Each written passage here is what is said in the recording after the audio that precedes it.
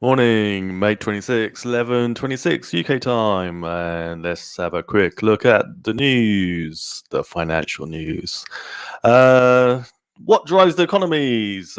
Right, business, inflation, deflation, governments printing, central banks. And economies drive economic activity, which affects your pocketbook. Ultimately, that's what we're kind of here for. How to protect your pocketbook and grow your stack, whatever you measure your stack in, whether it be US dollars or, BTC maybe, or gold. Doesn't really matter. You just gotta, whatever really kind of tickles your fancy, right? Come on then. Let's dive in. Share screen and let's pull up Forex Factory today.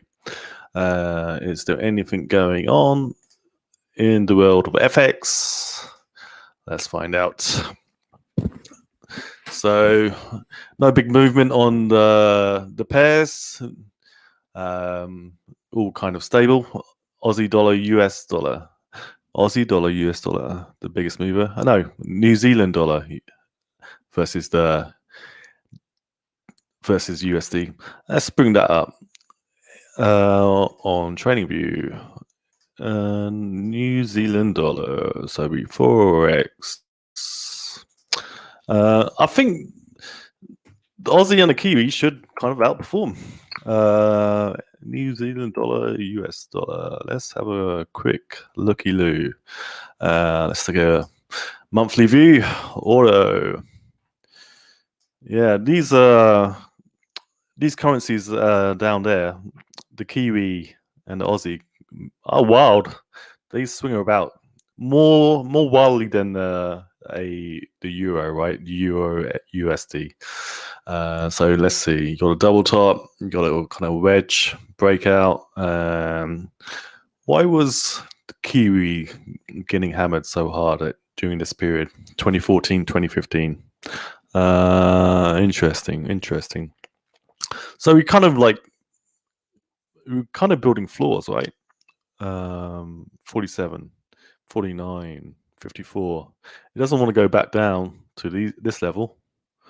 Draw a trend line. Obviously. There we go. And trend lines are okay, but I think horizontal lines are more significant. And boom. So yeah, there we go. Test right here. When was this? February 1st. This is on the monthly. Looks like it might have enough energy to break out. Maybe slight tag intraday and then pop. And where would it pop to? Kind of looking at this zone up here. That's a pretty decent play right there. Almost 10% on the FX pair.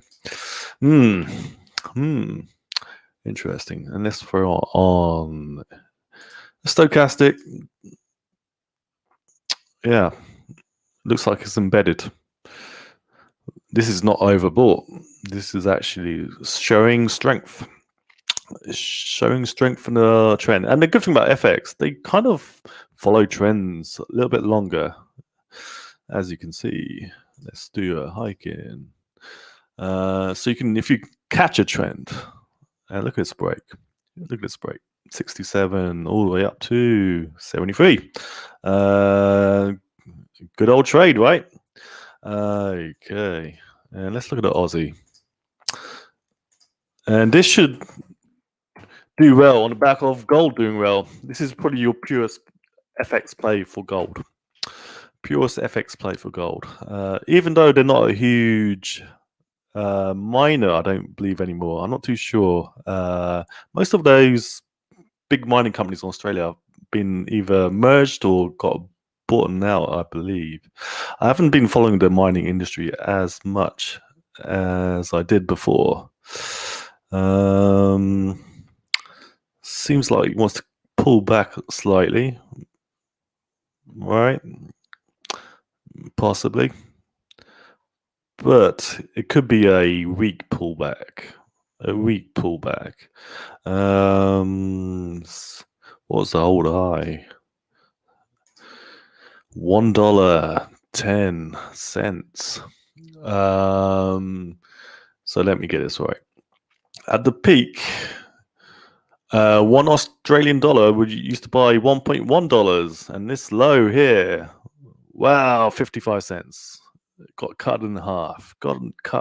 In the matter of best part of a decade. Interesting.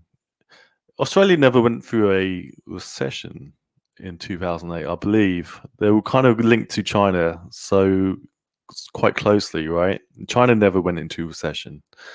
I believe the housing market of Australia kind of pulled them through. So it all kind of depends what their central bank are doing. Jobless claims. It's coming up. Jobless claims coming up. Is there any more data on the Aussie?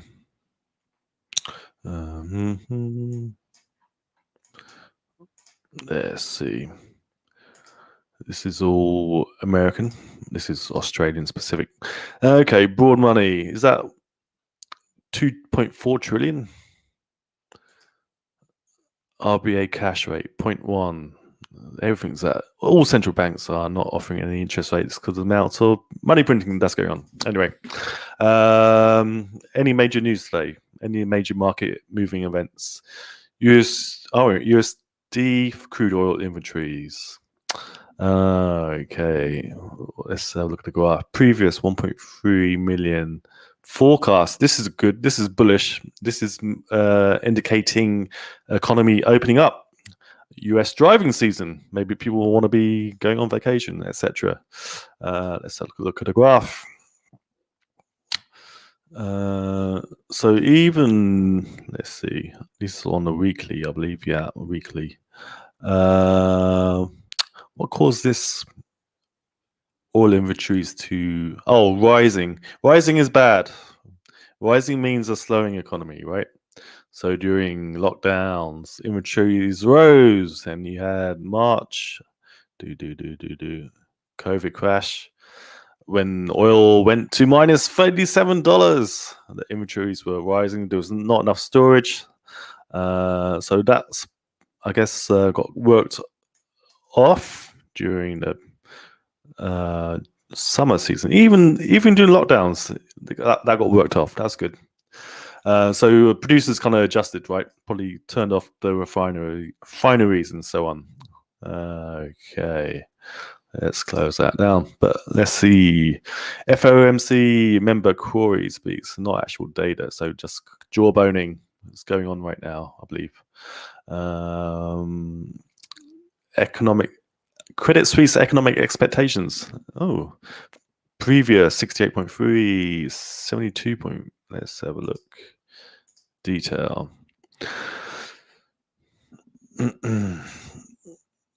Above zero indicates optimism. Okay.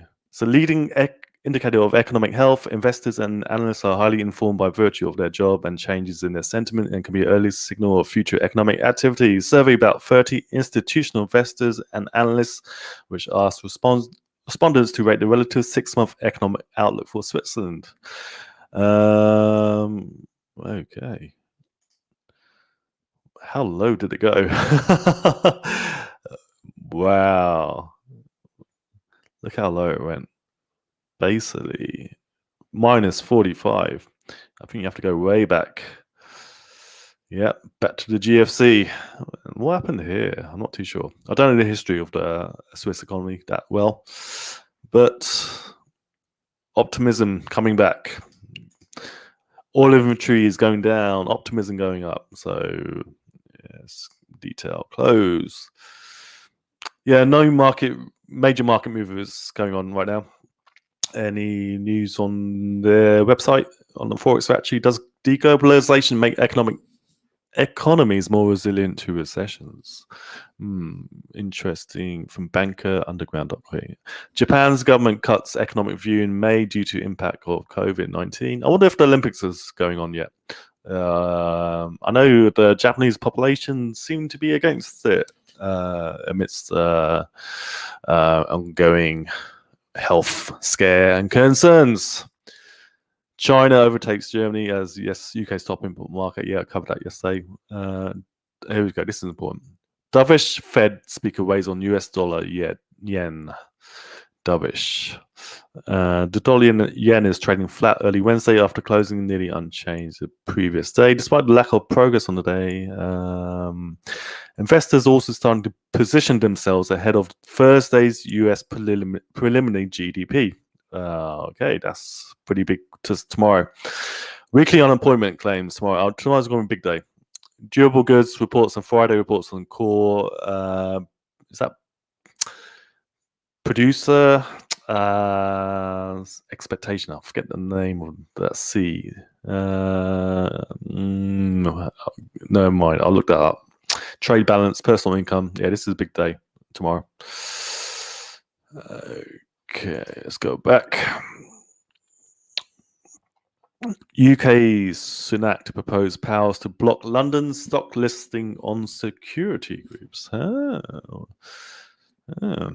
Europe's jobs rebound may lag economic recovery. Europe's such a laggard. It's ever since the EU kind of imposed their power upon that bloc. Unfortunate, 500 million people. It's been the lowest economic growth in the world for the past 20, 25 years. And I'm talking about the entire globe. RBC and monetary, Suzuki economic prices. Okay, let's done with this. Forex Factory, slow day and FX. Let's look at Yahoo. Dow futures up 90. Is that correct? Is that live?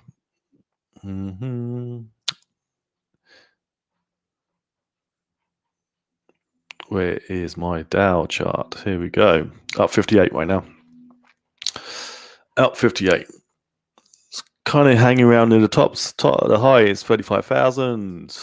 And if we do, let's keep hiking. Let's do a hourly. Hourly trade. So there's a lot of economic data coming out tomorrow. It's kind of in the middle of no man's land. I had this kind of linear regression line, right? Going way back. Obviously, you can see prices going above and beyond, above and below. Will it come down to tag this at some point? That's the question, right? It would take some of uncertainty, possibly. Let's put on the Bollinger Bands for fun.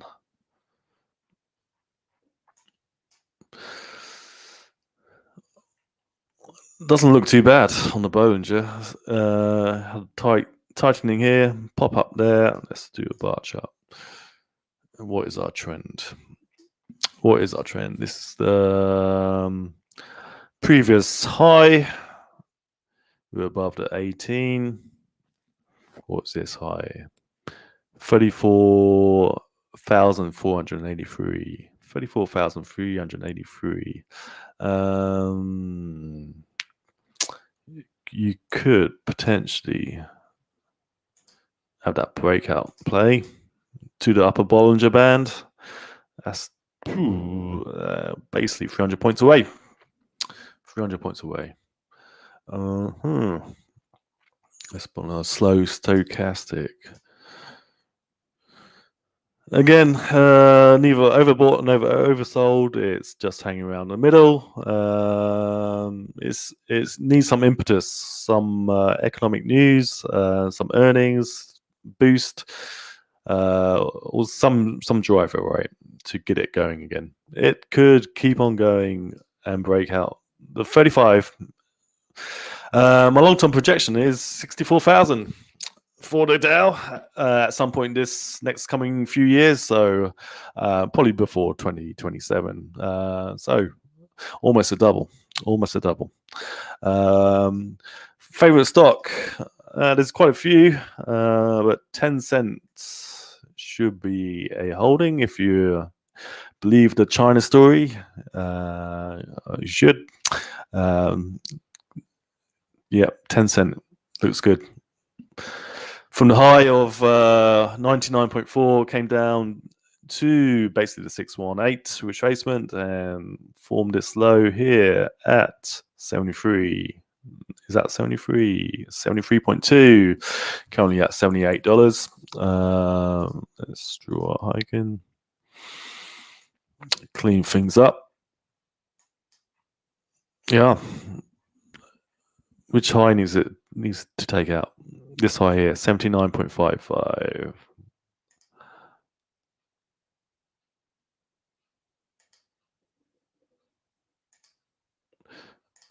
Mm-hmm.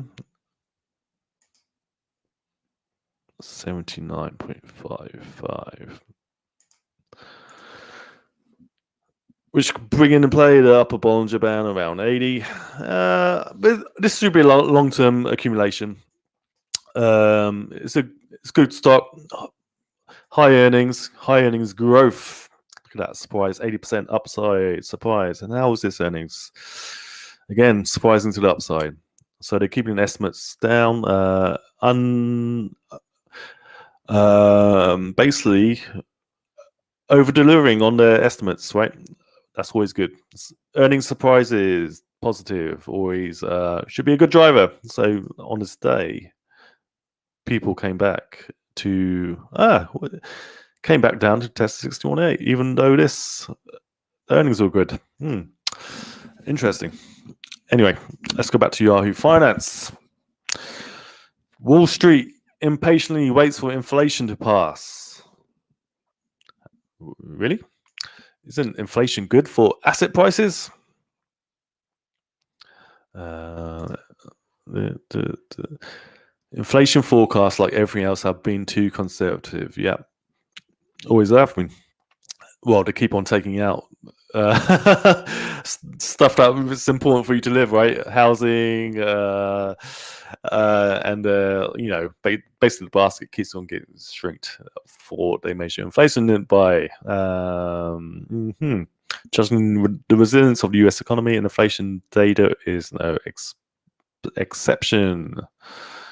Deutsche Bank strategist Jim Reed highlighted the following chart, which shows that inflation data has been well just about off the charts.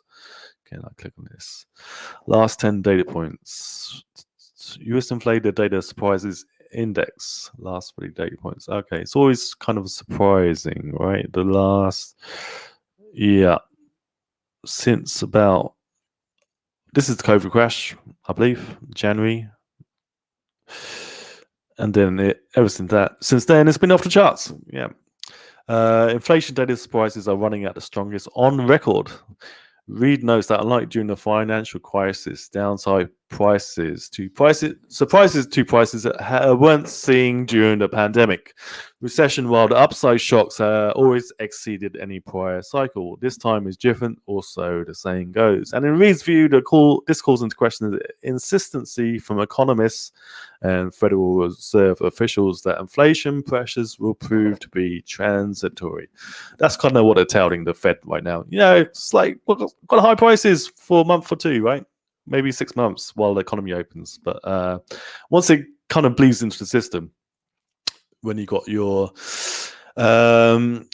input costs for your products, they will eventually be seen as they go out the door, the factories, and then into the shops. And also you got wage pressure, growth from unemployment and furloughs. And so to bring back these workers into the workforce, you're going to have to start paying them more money, right? While it's easy to blame transitory factors, these were surely all known about before the last several data prints and could have been factored into forecasts. Reed writes that they weren't suggests that the transitory forces are more powerful than economists imagined, or that there is more widespread inflation. than they previously believed. The fact that we're seeing an overwhelming positive beat on US inflation surprises in recent times must surely reduce the confidence to some degree of those expecting it to be transitory. It raises an important tension between investors and economists. Why listen to economists? They don't trade, they don't invest, they don't put their money where their mouth is, right? So basically, spokespeople. You can buy economists for quite cheap because they don't make that much money. Try buying them out for a successful investor. That will be tough. That will likely form the basis of this summer's primary economic debate, and that is the tension between magnitude and duration. Yeah. If this is a multi-year inflation that we really get to see, right, it's gonna, wow. It could. That's why kind of highlight $64,000 Dow Jones. Transitory is the hottest word in the world of economics right now, applied by central banks and economists. Transitory. Our time on Earth is transitory. That's correct. But well, quite open for European markets. Health equity tracker launches for COVID-19 and beyond. This is going to be kind of these health kind of tracking and scares is going to be with us for the most of a decade. So you just got to kind of live with it, I guess. Half of all US adults are now fully vaccinated. All right. Nordstrom stock dips after Q1 earnings. Hopefully they got a good, strong online presence. Bitcoin breaks above 40K. Okay. Business travel likely be among the last. Business travel, as we knew it, is never fully coming back. Obviously, yeah. When countries went into lockdown to stop transmission of the coronavirus, travel, particularly business travel, took a brutal hit. Business travel, as we knew it, is never fully coming back. How about just regular travel? That'd be nice. Please let me get out of here. Brian Chesky told Yahoo Finance Live, the bar to get on a plane to go for a meeting is now higher. I remember back in the day, you could just basically hop on a domestic flight with your driver's license. Post 9/11, that changed. Post COVID, that's even more likely going to change, right? So your freedom to travel is being taken away, chipped away, and you kind of have to become a digital entity, right? And though demand for travel is slowly picking up as the country heads into the summer, it's going to be more expensive and more time-consuming to just hop on a plane. Business travel will still face an excruciating uphill struggle, according to a new Barclays report. Global business travel, especially long haul, will likely be among the last markets to recover. Barclays, The Economist, wrote in a special report on May 25. Companies were quick to halt international travel as the pandemic struck, and businesses will also be careful when it comes to restarting travel for work purposes. Yeah. What's this girl checking out his amazing 1994 laptop? That's probably why. This photo must be so old. A businessman waiting at US terminal. Photo by Mark Peterson. This is this is from the early 90s, right? Must be. She's just amazed that he's got a computer that's not tied to a wall at his home. Right, that's the shock on her face. Business tourism contributed to 1.5% of global GDP. Wow, that's a huge number. I didn't expect it to be that high, and has been growing at an average of 3.6% over the past 5 years.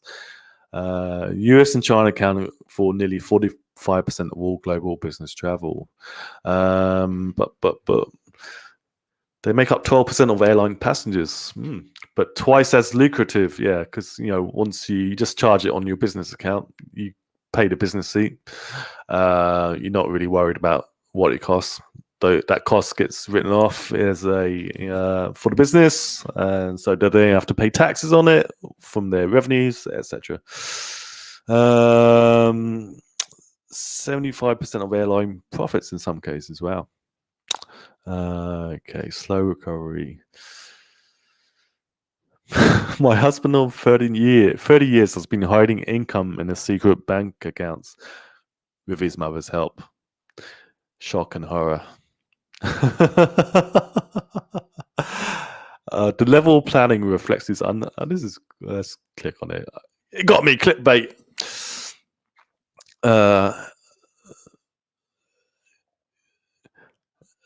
Okay, it's going somewhere else. Whatever. Nordstrom lessons losses. Yes, talked about that. What is Jim Cramer? He's kind of like chilled out these days as he's gotten older. It's going to link me to somewhere else, isn't it? Come on then. This is Jim Cramer's company, TheStreet.com. I guess he formed it in the early 90s. It's one of the first financial websites. Okay. Yeah. Okay. What's his picks? Chipotle. I kind of believe I made this argument for like almost a year or two now. We're going to be having a super large scale expansion this decade. Not what people are thinking. With all the fear, it's good to go long, right? Good to go long. So here's what his picks are. I'll keep that quiet. We're among the greatest stock expansions you ever seen, right? I do think a lot of the stocks have overrun people's targets. Cramer said Chipotle, Nucor, is that like a steel company? Boeing, BP, Pfizer, Home Depot, it's basically all the big names. Apple, Bank of America have room to go higher. Tesla spoke with North American Bitcoin miners. What? Chief Executive Elon Musk on Monday tweeted, spoke with North American Bitcoin miners. Oh, that's why we're getting a pump. He's going to pump and dump the crypto markets like you would never believe. They committed to publish current and planned renewable usage and to ask miners WW to do so. Western, I'm not too sure what he's getting at there. Potentially promising. Okay. Cramer said it's overrated. It's something they care about. I think what this is really is the case for is they care about money and speculation. I have cared about it and mentioned it. There should be carbon capture to try and do it. The Chinese have all the coal plants and they're spending a fortune to mine. But what I care about is the cryptocurrency that's the hottest. Where do you store it? The cryptocurrency that's the hottest. He's trying to going for the quick flips. Where do you store it? How much money do you get when you buy it? And the susceptibility of younger people to lose any interest in common stock and focus on which one of them is hot today. Cramer said he was watching the resurgence of the crypto meme names led by GameStop, AMC. Looks like these guys are back. You got Cathie Wood, who's doing well today with a monster growth names, and Coinbase and the various cryptos are also doing well. That's monopolized by of the younger people, and I suspect it's going to be a very good day for them. Yeah, who cares about what's going on day to day? What's the long-term, medium, and long-term trend, right? That's how you make the money, not day to day.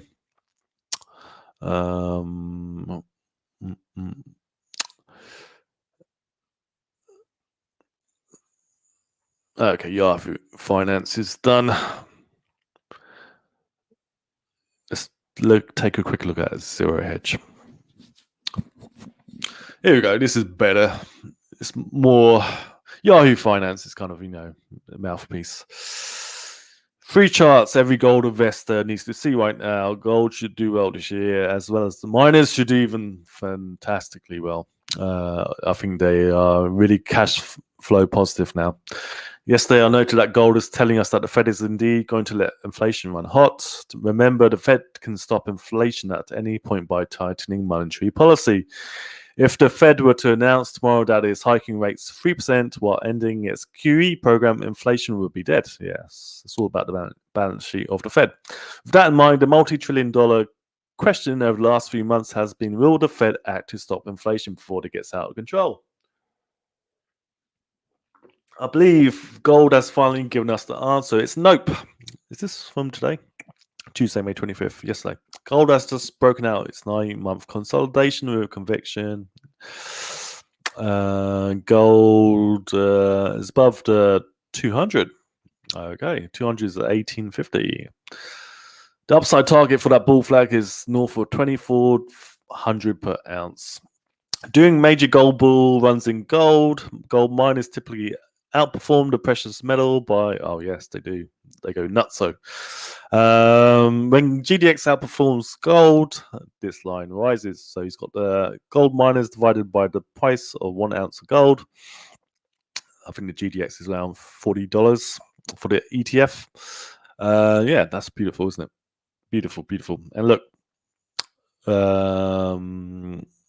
when gold miners do well, you get doubles, triples, and quadruples real quick. It's probably one of the only stocks that kind of acts like a crypto in a gold frenzy. Okay. Moreover, we have a clear around the bottom. Yep. Okay. Anything else? Bitcoin to 20k, gold to hit 3,000. All right. Gold is money, silver is more. 14,000 tons more. Okay. He's bashing silver, pushing gold. Okay. Whatever. The taper will be bullish. The market assumes that taper will lead to a sell-off in rates like in the past, but that need not be the case. Give me some news. I don't want people's opinions. Okay.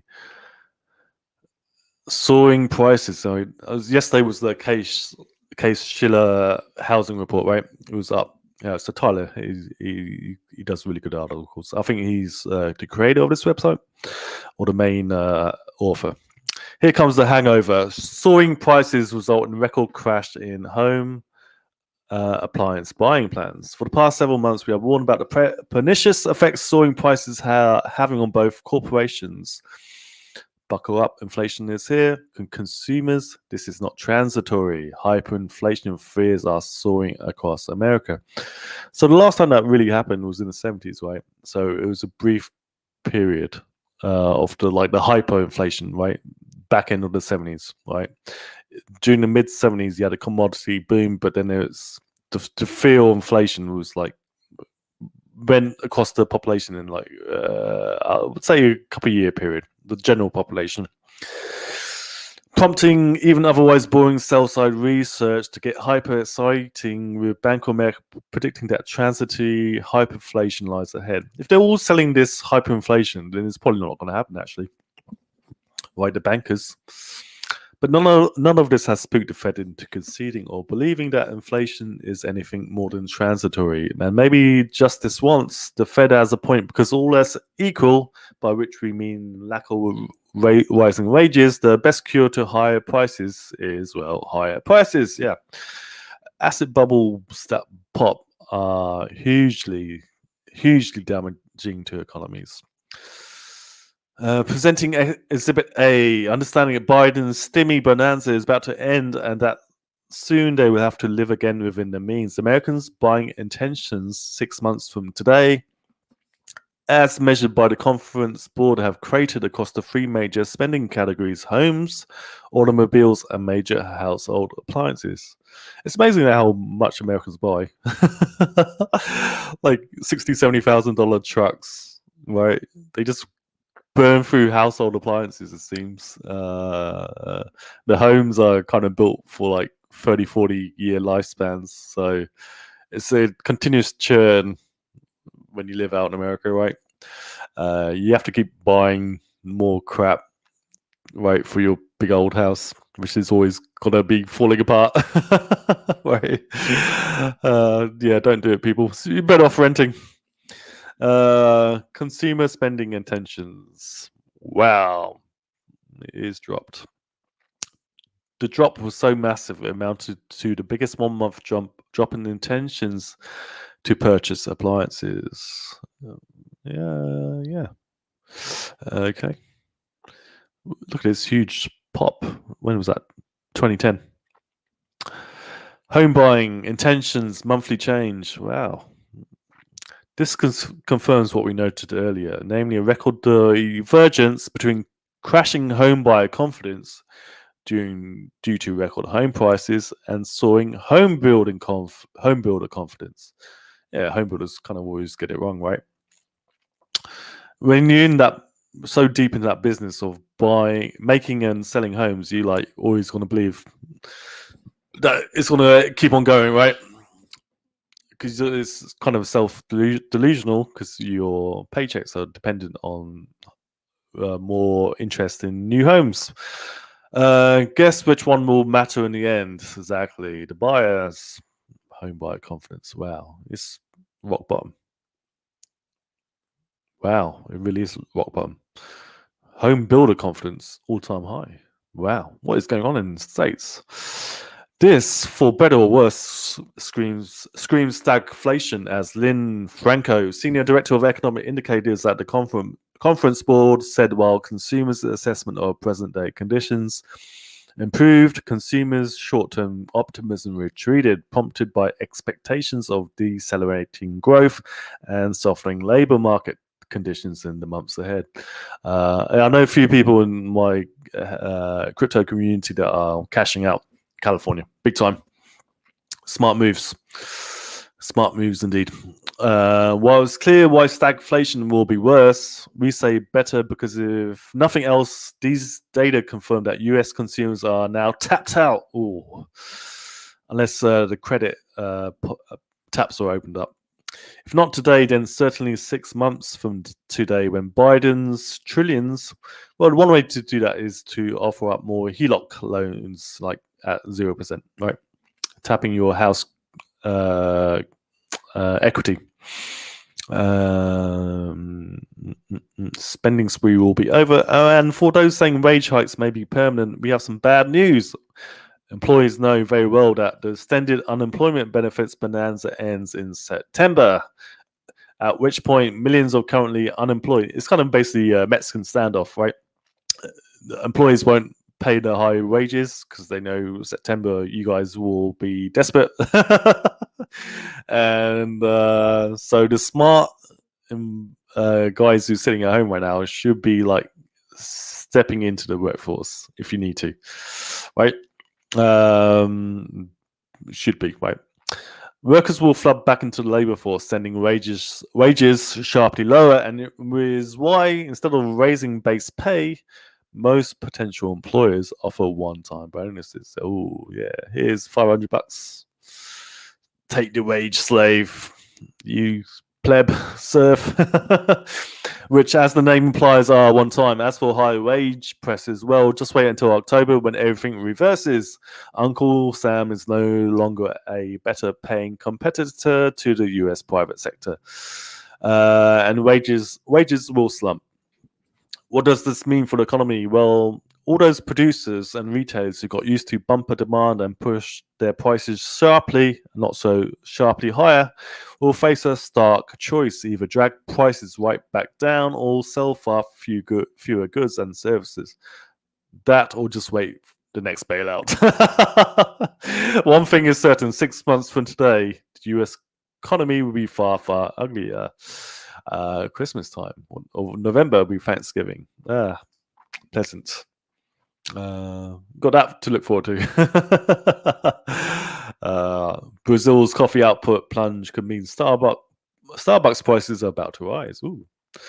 Merkel flips off Biden's protest to buy Putin's gas. Well, yeah, why wouldn't you? Right, Russia's right there. NATO bill to USA. Oh, that's a funny old pic, isn't it? Yeah. Would a Germany that is doubling its dependency on Russia for the natural gas that fuels its economy be willing to go to war against that same Russia?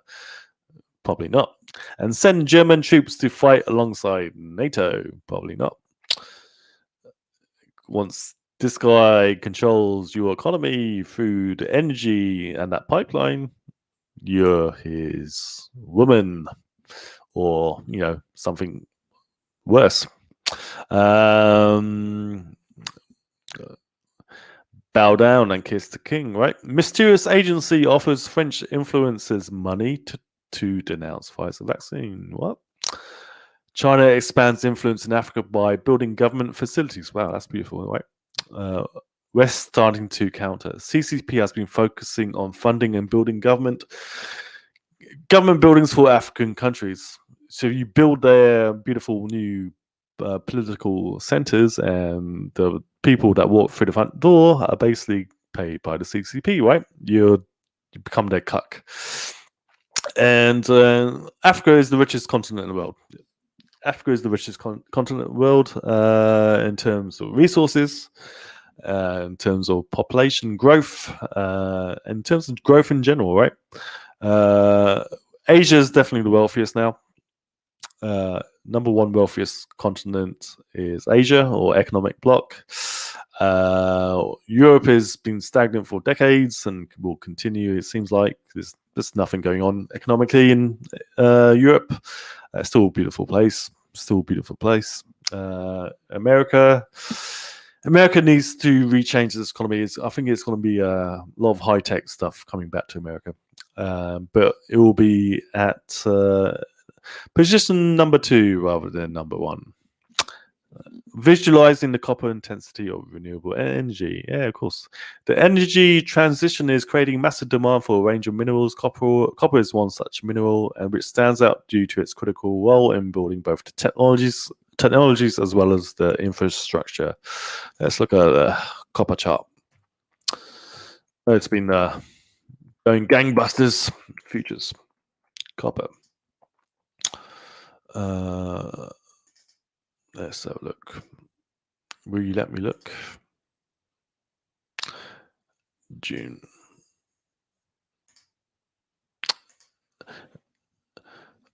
HG. I just had it. HG. Go.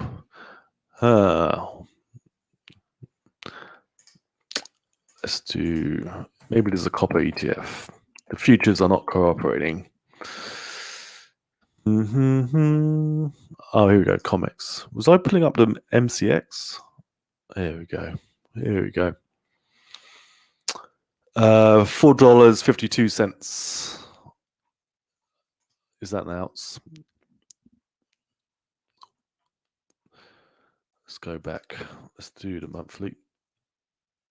Let's take off the Bollinger. Actually, hold on.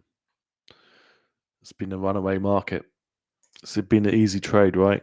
Once the May, yeah, China's been gobbling up inflation, trade, but are we broken out? We have broken out. We passed the all-time high. The all-time high was 464. Is it done though? Is it done? It's so far away from 18 average. At some point, it may want to come back down.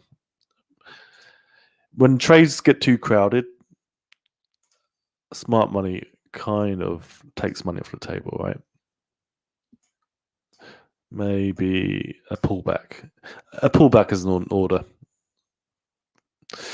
50-60 cents. Maybe it bounces at the round number of 4. Where's 4? Yeah, maybe.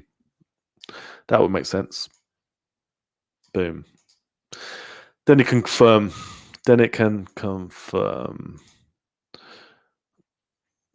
If it's a real breakout or a top with divergence. So how do you spot divergence? Momentum is one way.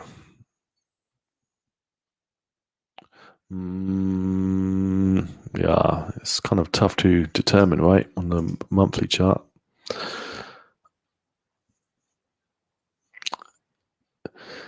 We've only been above this momentum level basically 2 times, here and here. This is a blow off top, right? You can see that, obviously.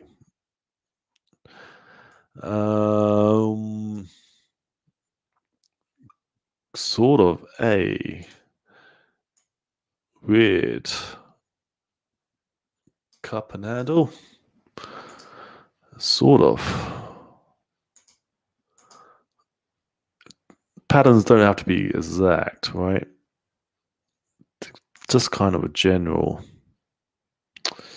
Okay. Sometimes TradingView doesn't let me draw over here, so I have to draw over here. Let's see. A measured move is just for fun, just out of interest. $7. Did I do that right? No, I didn't.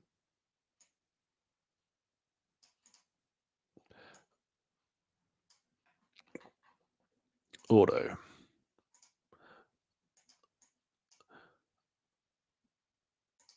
And let's see. High sixes. High sixes. Potential. Maybe comes back down, tests and launches. Potential. Copper, I mean, China's still expanding. Electric car are still selling like hotcakes, right? So, yeah.